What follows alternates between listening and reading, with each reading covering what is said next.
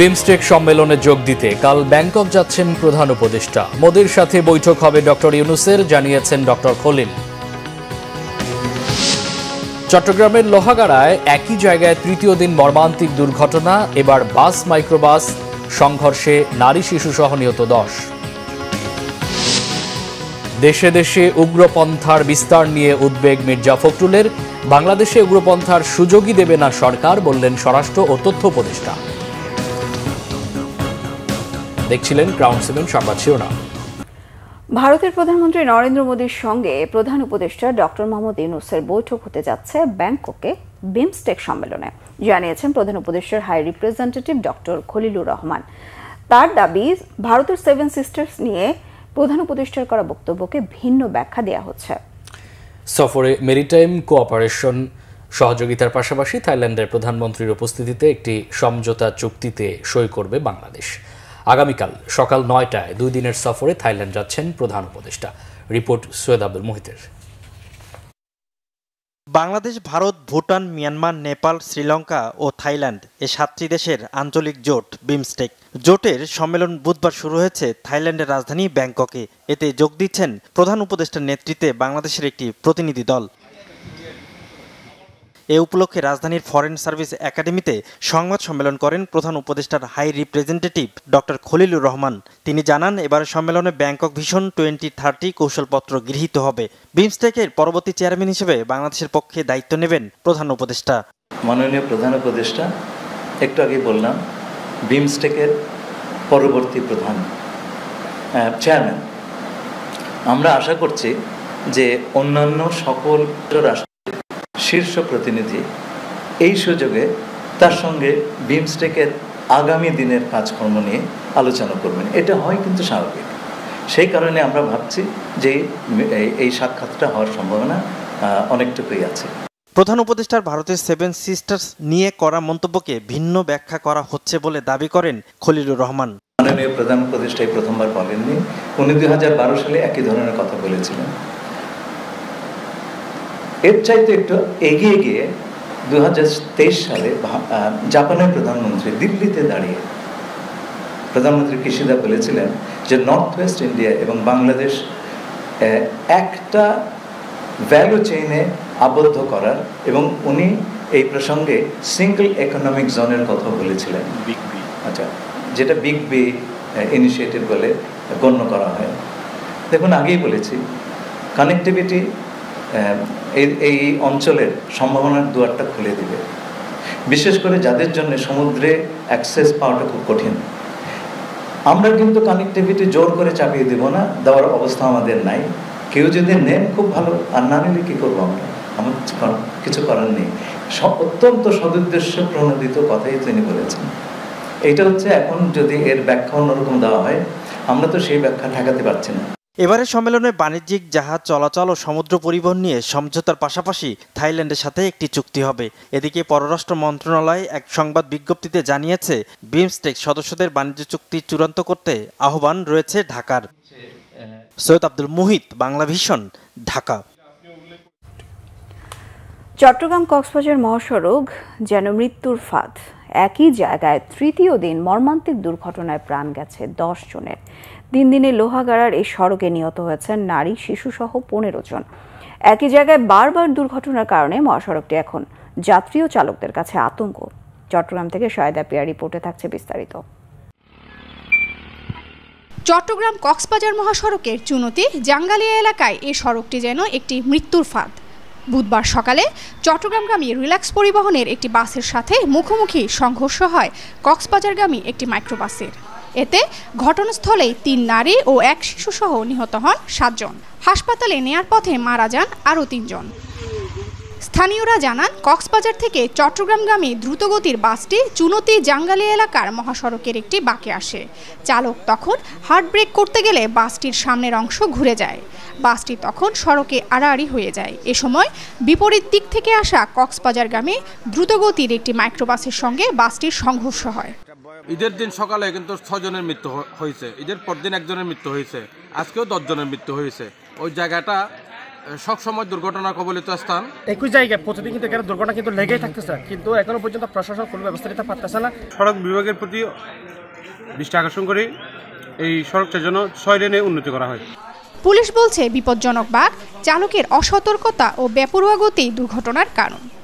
প্রথমত এটা বলতে চাচ্ছি যে বেপরোয়া গাড়ি চালাচ্ছে, দ্বিতীয়ত হচ্ছে যে রাস্তায় এক ধরনের লবণ পানি হচ্ছে, যার কারণে স্লিপারি হয়ে যাচ্ছে এবং যে কোনো মুহূর্তে যখন ব্রেক করে সাথে সাথে এই ধরনের দুর্ঘটনা ঘটে। সাধনা মণ্ডল, পিতা যতীন্দ্রনাথ মণ্ডল, বয়স 30, মাতা জ্যোৎস্নারানী মণ্ডল, কুষ্টিয়া। আরেকজন হলো দিলীপ বিশ্বাস, পিতার নাম হলো দুলাল চন্দ্র বিশ্বাস, গোয়ালিয়া শেখপাড়া শৈলকুপা ঝিনাইদহ। আরেকজনের নাম হলো অর্ধা, একজন নাম পাইছে অর্ধা। জাঙ্গালিয়া স্পটে 7 জন আর হাসপাতালে 3 জন ডেড বডি মারা গেছে।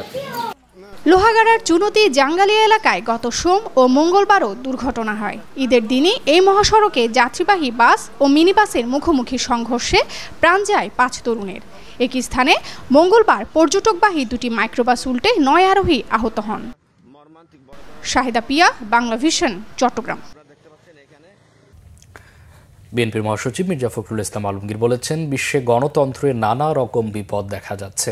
পৃথিবী জুড়ে চরমপন্থা ও ধর্মীয় মৌলবাদের বিকাশ ঘটছে। গণতন্ত্র রক্ষা এখনকার চ্যালেঞ্জ। বুধবার দুপুরে ঠাকুরগাঁয়ের নিজ বাসভবনে সাংবাদিকদের তিনি এসব কথা বলেন। মির্জা ফখরুল আরও বলেন, নির্বাচন ও সংস্কার নিয়ে বিএনপিকে টার্গেট করে অপপ্রচার করা হচ্ছে। বিএনপি সবসময়ই ধ্বংস হয়ে যাওয়া নির্বাচন ব্যবস্থার সংস্কার চেয়ে আসছে। বিগত আন্দোলনের সময় 6 মাসের কেয়ারটেকার সরকারের অধীনে নির্বাচন চেয়েছে বিএনপি। প্রশ্ন রাখেন, বিএনপি যা চেয়েছিল সেটাই তো এখন আসছে, তাহলে সমস্যা কোথায়? মির্জা ফখরুল বলেন, গণতন্ত্রে ভিন্ন মত থাকবে, এটাই গণতন্ত্রের সৌন্দর্য। আমরা কখনোই এই কথা বলিনি যে আগে নির্বাচন তারপরে সংস্কার। এটা যদি কেউ বলে থাকে, একটা ভুল ব্যাখ্যা দেওয়া হচ্ছে, জনগণকে বিভ্রান্ত করা হচ্ছে। সুষ্ঠু অবাধ গ্রহণযোগ্য নির্বাচনের জন্য যে মিনিমাম যে সংস্কারগুলো করা দরকার সেগুলো করতে হবে। যেমন নির্বাচন ব্যবস্থা কেন্দ্রিক যে সংস্কার, অর্থাৎ নির্বাচন কমিশন, নির্বাচনের ব্যবস্থা, এটা করতে হবে। 2 নম্বরটা ল অর্ডার সিচুয়েশন, আইন শৃঙ্খলার ব্যবস্থা, এটাকে করতে হবে। 3 নম্বর যে জুডিশিয়াল রিফর্ম, এটা অবশ্যই করতে হবে। এই 3টা একেবারে মাস্ট। সরকার 6টা রিফর্ম করেছে। 6টা রিফর্মের মধ্যে সবচেয়ে বেসিক ইম্পর্টেন্ট রিফর্ম হচ্ছে এই 3টা। এই 3টা আমরা করতে বলেছি। অন্তর্বর্তী সরকার দায়িত্ব নেওয়ার পর দেশে জঙ্গিবাদের উত্থানের মতো কিছুই ঘটেনি, জোর দাবি স্বরাষ্ট্র উপদেষ্টা অবসরপ্রাপ্ত লেফটেন্যান্ট জেনারেল জাহাঙ্গীর আলম চৌধুরীর। আর তথ্য সম্প্রচার উপদেষ্টা মাহফুজ আলম বলেছেন, বাংলাদেশে কোনোভাবেই উগ্রপন্থার জায়গা হবে না। বাংলাদেশে ইসলামী কট্টরপন্থীদের উত্থান নিয়ে নিউ ইয়র্ক টাইমসের রিপোর্টের সাথে ভিন্ন মত পোষণ করে আলাদা অনুষ্ঠানে তারা এসব কথা বলেন। আরও জানাচ্ছেন গ্যালমান শফি। বুধবার রাজধানীর বাড্ডা, ভাটারা, তেজগাঁও শিল্পাঞ্চল সহ 5টি থানার কার্যক্রম পরিদর্শন ও ঈদ শুভেচ্ছা বিনিময় করেন অবসরপ্রাপ্ত লেফটেন্যান্ট জেনারেল জাহাঙ্গীর আলম চৌধুরী। বাড্ডা থানায় শুভেচ্ছা শেষে তিনি কথা বলেন বাংলাদেশের ধর্মীয় উগ্রপন্থীদের উত্থানের আশঙ্কা করে নিউ ইয়র্ক টাইমসের প্রতিবেদন প্রসঙ্গে। জানান, দেশে জঙ্গিবাদ সম্পর্কিত কোনো সমস্যা নেই। কোন পোস্ট কি বলে এটা সম্বন্ধে আমি কোনো কমেন্ট করতে চাচ্ছি না, বাট এইখানে হলো কোনো ধরনের জঙ্গিবাদের কোনো উত্থান হচ্ছে না। আপনারা আমার থেকে আরও ভালো জানেন, কোনো ধরনের আমরা দায়িত্ব নেওয়ার পর কোনো ধরনের জঙ্গিবাদের কোনো কিছু দেখছেন? কোনো কিছু হয় নাই। এবং আল্লাহ দিলে আপনারা যদি সবাই সহযোগিতা করেন, জনগণ সাথে নিয়ে আমরা যদি কোনো ধরনের কোনো সমস্যা হয়, আমরা সবাই একসাথে মিলে সমাধান করব। এদিকে কুমিল্লায় সদর দক্ষিণ উপজেলার উত্তর রামপুর গ্রামে গণ অভ্যুত্থানের শহীদ মাসুম মিয়ার কবর জিয়ারত শেষে তথ্য ও সম্প্রচার উপদেষ্টা মাহফুজ আলম বলেন, চরমপন্থার সুযোগ কাউকে নিতে দেয়া হবে না। চরমপন্থা বা উগ্রপন্থার সুযোগ তৈরি হয়েছে নতুন যে পরিস্থিতির কারণে, হাসিনা চলে যাওয়ার কারণে। আমরা মনে করি যে এটা সুযোগটা নিতে দেওয়া হবে না। কোনো ধরনের উগ্রপন্থা, ধর্মীয়, রাজনৈতিক কোনো রকম উগ্রপন্থায় যাতে বাংলাদেশে মাথাচাড়া না দিতে পারে, বাংলাদেশকে যাতে আমরা একটা গণতান্ত্রিক যে রূপান্তরের ক্ষেত্রে ডক্টর মোহাম্মদ ইউনূসের নেতৃত্বে আমরা কাজ করছি, এটা যাতে আমরা সাধন করে যেতে পারি এবং নির্বাচনের মাধ্যমে যথাসময়ে আমরা যাতে গণতান্ত্রিক একটা রূপান্তরে ভূমিকা রাখতে পারি, এটা হচ্ছে আমাদের একমাত্র চাওয়া। দেশকে অস্থিতিশীল করার চেষ্টা হলে সরকার হার্ডলাইনে যাবে বলেও হুঁশিয়ারি করেন মাহফুজ আলম। গেলমান Shafi, Bangla vision, Dhaka. BNP chairperson Begum Khaleda জিয়ার পূর্ণাঙ্গ স্বাস্থ্য পরীক্ষা শুরু করেছে লন্ডন ক্লিনিকের চিকিৎসকরা। লন্ডনে অবস্থানরত বিএনপি চেয়ারপারসনের ব্যক্তিগত চিকিৎসক অধ্যাপক AZM জাহিদ হোসেন গণমাধ্যমকে কথা জানান। তিনি বলেন, লন্ডন স্থানীয় সময় বুধবার থেকে খালেদা জিয়ার পূর্ণাঙ্গ স্বাস্থ্য পরীক্ষা শুরু হয়েছে। আগামী 4 দিন তার বিভিন্ন পরীক্ষা নিরীক্ষা হবে। লন্ডন ক্লিনিকের ডাক্তাররা বাসায় গিয়ে ওনাকে দেখবেন। কিছু পরীক্ষা নিরীক্ষা করার জন্য হয়তো তাকে লন্ডন ক্লিনিকেও নিয়ে যাওয়া হতে পারে। ডাক্তার জাহিদ জানান, ডাক্তাররা যেসব পরীক্ষা করতে বলেছেন সেগুলো রিপোর্ট পর্যালোচনা করে তারা সিদ্ধান্ত নেবেন কত দ্রুত স্বাভাবিক অবস্থায় ফিরতে পারবেন। ডাক্তার জাহিদ জানান, বিএনপি চেয়ারপারসনের মানসিক ও শারীরিক অবস্থা এখন স্থিতিশীল। মানসিকভাবে উনি আগের যে কোনো সময়ের চেয়ে অনেক বেশি ভালো আছেন। মঙ্গলবার বেগম খালেদা জিয়াকে গাড়ি থেকে নামিয়ে স্থানীয় একটি পার্কে হুইল চেয়ারে করে ঘোরানো হয়েছিল। বিএনপি চেয়ারপারসনের লন্ডনের ডেভেরনশায়ার প্লেসে দ্য লন্ডন ক্লিনিক এর বিশেষজ্ঞ চিকিৎসক অধ্যাপক প্যাট্রিক কেনেডি ও অধ্যাপক জেনিফার ক্রসের তত্ত্বাবধানে তারেক রহমানের বাসায় চিকিৎসাধীন আছেন। ৭৯ বছর বয়সী সাবেক প্রধানমন্ত্রী খালেদা জিয়া দীর্ঘদিন থেকে liver, kidney, heart, diabetes, arthritis সহ নানা ধরনের অসুস্থতায় ভুগছেন। বিএনপির সিনিয়র যুগ্ম মহাসচিব রুহুল কবির রিজভী বলেছেন, অবৈধ টাকা ব্যবহার করে পরাজিত শক্তি বাংলাদেশকে কলঙ্কিত করার চেষ্টা করছে। তারা নিউ ইয়র্ক টাইমসে মিথ্যা তথ্য দিয়ে প্রতিবেদন করিয়েছে। নয়াপল্টনে বিএনপির কার্যালয়ের সংবাদ সম্মেলনে রিজভী এই অভিযোগ করেন।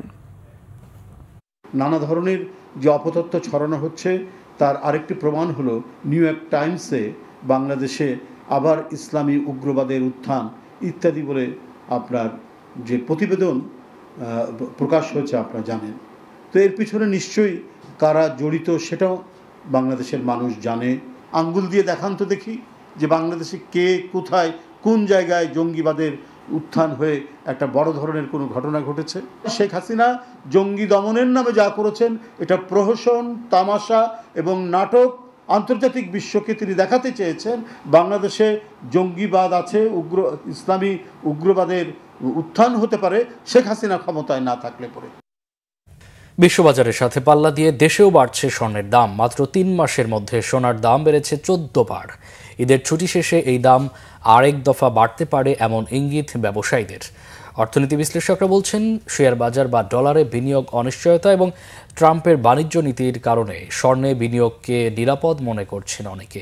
সে কারণেই বাড়ছে স্বর্ণের দাম। আরও জানাচ্ছেন জিয়াউল হক সবুজ। স্বর্ণের দামে রেকর্ড গড়েছে বৈশ্বিক বাজার। মাত্র 24 ঘন্টার ব্যবধানে প্রতি আউন্স সোনার দাম $100 বেড়ে দাঁড়িয়েছে $3148। বিশ্ববাজারের সঙ্গে তাল মিলিয়ে বাংলাদেশের বাজারেও সোনার দাম ছুঁয়েছে ইতিহাসের সর্বোচ্চ রেকর্ড। ঈদের ছুটির আগ মুহূর্তে সবশেষ গেল 28 মার্চ 22 ক্যারেট মানের স্বর্ণের ভরি ছুঁয়েছে 1,58,000 টাকা। বর্তমানে যে অবস্থা যাচ্ছে তাতে মনে হচ্ছে যে আরও গোল্ডের দাম ঊর্ধ্বমুখী হবে আমাদের কাছে যেটা মনে হচ্ছে। এবং গত ঈদের 2 দিন আগের হিসাব যদি করেন আর আজকের হিসাব করেন তাতেও এই মার্কেট খুললেই গোল্ডের দাম আরও 4-5 হাজার টাকা বাড়বে। একজন গ্রাহক যদি আগে 10 ভরি সোনার চিন্তা করতো বিয়ের সময় যে আমি 10 ভরি বাজেট আমার, সেই বাজেটটা তো অলমোস্ট এখন 5 ভরিতে চলে এসছে। সেক্ষেত্রে তো আমাদের উপরে তো প্রভাব পড়ছেই। অর্থনীতি বিশ্লেষকরাও জানিয়েছেন, ভূ রাজনৈতিক অস্থিরতায় বাড়ছে স্বর্ণের দাম। সেই দরকে আরও উস্কে দিয়েছে ট্রাম্পের শুল্ক নীতির প্রভাব। বৈশ্বিক পর্যায়ে এই মুহূর্তে যে অস্থিরতা রয়েছে এই ট্রাম্প প্রশাসনের শুল্ক আরোপ নিয়ে এবং একই সাথে বিভিন্ন ধরনের যুদ্ধ এবং অন্যান্য ধরনের অনিশ্চয়তা নিয়ে, তাতে করে ফাইন্যান্সিয়াল সেক্টরে একটা বড় রকমের অস্থিরতা তৈরি হয়েছে। এবং তার ফলে যারা বিনিয়োগকারী ফাইন্যান্সিয়াল সেক্টরে যারা লং টার্ম ইনভেস্ট করেন বিভিন্ন অ্যাসেট বেইজে, শেয়ার মার্কেটে, বন্ডের অথবা গোল্ডে বিভিন্ন ধরনের বিনিয়োগ করি, তারা এখন আসলে যে কোনো ধরনের সফট কারেন্সিতে বিনিয়োগ করাতে তারা আস্তে আস্তে অনিশ্চয়তা বোধ করছে। আজকেই সম্ভবত আরও বেশ কিছু ডিউটি ইম্পোজ হতে যাচ্ছে। আজকে 2রা এপ্রিল যতটুকু আছে মার্কিন যুক্তরাষ্ট্র আজকেও মনে হয় বেশ কিছু ঘোষণা আসবে নতুন করে, সেটি হলে আরও অস্থিরতা তৈরি হবে। তবে দর যেটুকুই ওঠানামা করুক না কেন সেটা যেন বৈশ্বিক দরের সাথে সামঞ্জস্যপূর্ণ হয় এবং স্বচ্ছ প্রক্রিয়ায় দর ঠিক করা হয়, সেটা নিশ্চিতের তাগিদ অর্থনীতিবিদদের। জিয়াউল হক সবুজ, বাংলা ভিশন, ঢাকা। দীর্ঘ ছুটি থাকা ঈদ শেষেও ঢাকা ছাড়ছেন অনেকে, ফিরছেনও কেউ কেউ। ভোগান্তিবিহীন যাতায়াতে খুশি নাগরিকরা। এদিকে ব্যস্ত নগরীতে নেই কোলাহল, রাজধানীর বেশিরভাগ সড়কই এখন ফাঁকা। রিপোর্ট রিশান নাসরুল্লাহর। রাজধানীর কমলাপুর রেল স্টেশনে নেই চিরচেনা ভিড়, অনেকটা লোকাল বাসের মতো প্ল্যাটফর্মে যাত্রীর অপেক্ষায় ট্রেন। দীর্ঘ ছুটির আমেজে ঢাকা ঈদ করে বেড়াতে ঢাকা ছেড়েছেন কেউ কেউ। ট্রেনের শিডিউল নিয়েও নেই কোনো অভিযোগ। এখন যাচ্ছে আলহামদুলিল্লাহ, আল্লাহ ভালোভাবে এখনো কাটানো যা কেমন আশা করি। তো এখন ফ্রি আছে, এই জন্য কইলাম শান্তিশিষ্টভাবে বাচ্চা পোলাপান নিয়ে এখন চাইলে সবচেয়ে বেটার, এই জন্য যাচ্ছি। কিন্তু ঈদের মধ্যে সবার সাথে ঈদ করতে পারিনি, একটা আফসোস। এখানে তো শ্বশুর বাড়ি ঢাকাতে, তো শ্বশুর শাশুড়ি তো একা থাকে, ওনাদের সাথে ঈদ করলাম, এখন বাবার বাসায় যাচ্ছে। এদিকে ফাঁকা রাজধানীতে বাসের সাথে পাল্লা দিয়ে চলছে ব্যাটারি চালিত অটোরিকশা। মোড়ে মোড়ে ট্রাফিক সিগন্যালে দাঁড়িয়ে থাকার ভোগান্তিও নেই। ব্যস্ত নগরীর এই চিত্রটা বেমানান বলছেন নগরবাসী। ফাঁকা থাকলে তো যাতায়াতের সুবিধা, চলাফেরার সুবিধা, এটা আরামদায়ক। কিন্তু ঢাকা তো ব্যস্ত নগরী, এখানে ব্যস্ততাটাই স্বাভাবিক। সেজন্য ধরেন একদম ফাঁকা থাকবে সেটা মানায় না। অন্যান্য সময় থেকে রাস্তাঘাট অনেক ফাঁকা, এতে আমাদের অনেক রিল্যাক্স লাগে, অনেক ভালো লাগে। রাস্তাঘাট ফাঁকা, লম্বা ছুটি, সব বাড়ি চলে গেছে, এখন মোটামুটি ভালো লাগছে। আমাদের মোটামুটি একটু রিল্যাক্সে আছে আর কি। দীর্ঘ ঈদের ছুটি শেষ হবে শনিবার, তাই রবিবার থেকে চিরচেনা রূপে ফিরতে পারে রাজধানী। রিশান নাসরুল্লাহ, বাংলা ভিশন, ঢাকা। ঈদের ছুটি উপভোগ করতে রাজধানীবাসী ভিড় করছেন বিনোদন কেন্দ্রগুলোতে। পরিবারের ছোট সদস্য থেকে শুরু করে সব বয়সী মানুষের পদচারণায় মুখর নব থিয়েটার, সামরিক জাদুঘর এবং জিয়া উদ্যানের মতো খোলা জায়গাগুলো। রাজধানীতে জনসংখ্যার তুলনায় বিনোদনের জায়গা অনেক কম বলে মনে করেন অনেকে। বিস্তারিত দেখুন আমার করা একটি রিপোর্টে।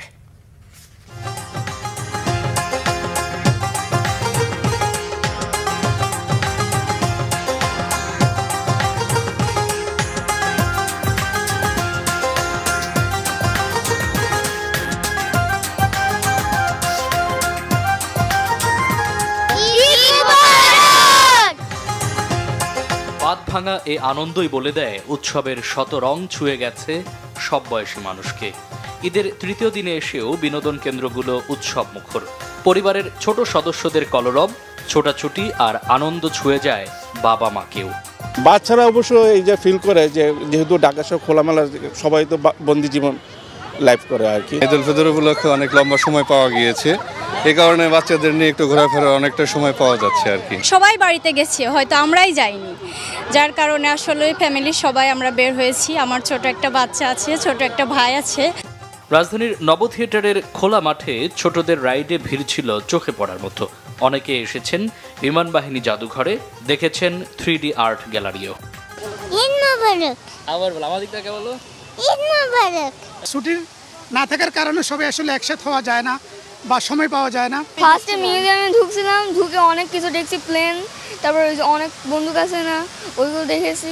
এবার গ্রামে যাইনি, সেই জন্য হচ্ছে কি আমরা এই যে ঘুরতে নিয়ে আসছি। কালকে অন্য জায়গায় গিয়েছিলাম, আজকে আবার এখানে আসলাম। মিলিটারি মিউজিয়ামের পাশাপাশি স্টার সিনেপ্লেক্স রয়েছে, আছে 3D আর্ট গ্যালারি, বাংলাদেশের ফার্স্ট 3D আর্ট গ্যালারি, যেখানে মানুষজন ঢুকে ছবির সাথে মিশে যেতে পারবে, জীবন্ত মনে হবে তাদের ছবিগুলো।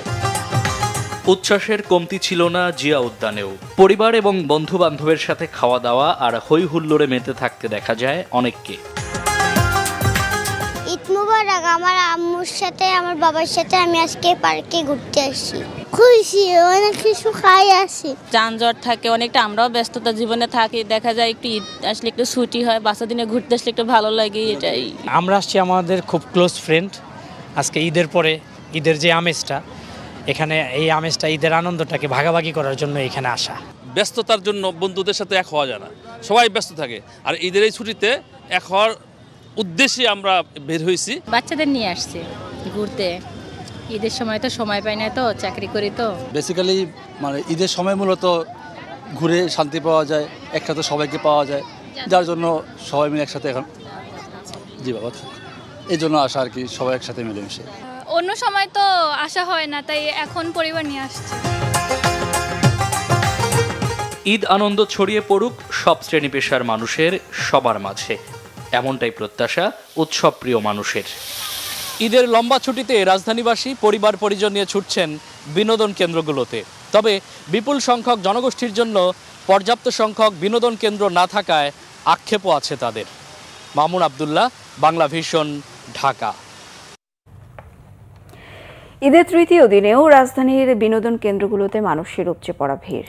পরিবার পরিজন বন্ধু বান্ধব নিয়ে অনেকেই ঘুরতে এসেছেন মিরপুর জাতীয় চিড়িয়াখানায়। বাবা মার সাথে ঘুরতে এসে পশু পাখির সাথে পরিচিত হতে পেরে আনন্দিত শিশুরাও। ঈদের তৃতীয় দিন পর্যন্ত চিড়িয়াখানায় সমাগম হয়েছে প্রায় 1.5 লাখ মানুষের। মিনালা দিবা রিপোর্ট। রাজধানীর মিরপুরের জাতীয় চিড়িয়াখানার চিত্র এটি। ঈদের তৃতীয় দিনে 9টা থেকে বেলা 2:30টার মধ্যে প্রায় 1.5 লাখ মানুষ ভিড় জমিয়েছে এখানে। চিড়িয়াখানা খোলা থাকবে সন্ধ্যা 6টা পর্যন্ত। ঈদের আনন্দ উপভোগ করতে ঢাকা ও ঢাকার আশেপাশে থেকে অনেকেই পরিবার পরিজন নিয়ে ঘুরতে আসেন মিরপুর চিড়িয়াখানায়। বিভিন্ন বয়সী মানুষ থেকে শুরু করে শিশুদের উপস্থিতি চোখে পড়ার মতো। গাছের ছায়ায় ঘুরে ঘুরে অভিভাবকদের সাথে বিভিন্ন পশু পাখির সাথে পরিচিত হচ্ছে ছোট শিশুরা।